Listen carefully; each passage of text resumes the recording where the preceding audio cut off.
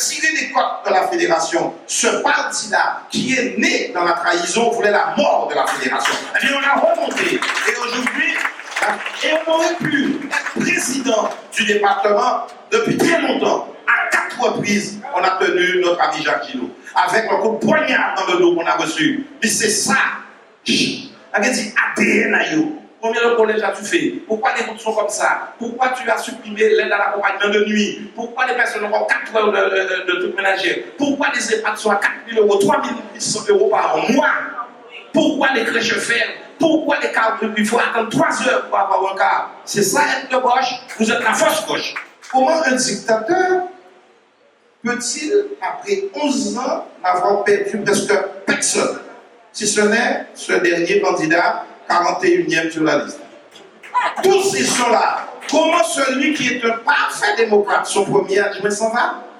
Jusqu'à 15 jours avant l'élection de Borel, on a eu un repas privé, à sa demande, avec 2 conseillers généraux, avec son directeur de cabinet, avec 6 personnes. Et Adenao, il a presque mis un genou à terre, jamais je ne me présenterai contre toi. Et jamais.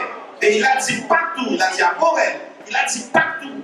Et puis je lui dis, camarade, je te remercie de ta mansuétude, de ta grande générosité. Mais ça fait 28 ans que je suis dans cette arène-là, 14 ans d'échec, 14 ans de succès. Tu ne le sais pas, mais tu es candidat. Et tu ne le sais pas, c'est ce qui est grave. Et à comment je dis, mais si, à ton insu, tu es candidat. Et il me dit, comment tu m'es su? Est-ce que je suis le pantin des autres? Je dis, je ne dis pas ça. Mais tu ne sais pas comment fonctionne le système. D'autres ont déjà décidé pour toi. Tu es un instrument. Et tu seras instrumentalisé parce que tu es l'arme des faibles qui sont incapables de m'affronter, mais ils pensent que toi, tu as une petite notoriété. Tu es déjà candidat. Il a presque mieux, je dis, je ne demande pas de réflexion. Et on va se compter d'ici quelques temps. Mais il a été beaucoup plus de toi, 15 jours après, il est candidat. Il était quand même méprisé Borel. Il a dit, si mon vote pas Borel, c'est mon histoire fait fin. Et puis, je suis candidat. C'était Théophile après c'était Gillot, et puis finalement c'est dit, et Antonio investi dimanche passé, là. Eh bien, il était candidat sans le savoir. Nous avons les politiciens que nous méritons.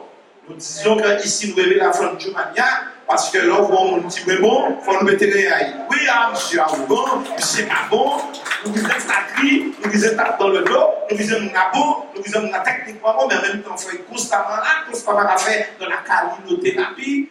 Mais nous, on a engagé une campagne. J'attends des idées.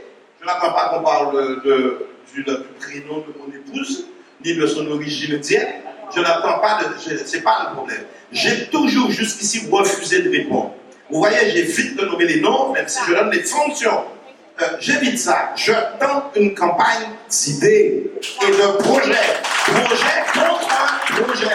On a commencé d'ailleurs. Je ne vous cacherai pas de programme est virtuellement prêt, mais pour la démocratie, on attend que les jeunes qui sont là, comité jeunesse pour tout fassent des propositions.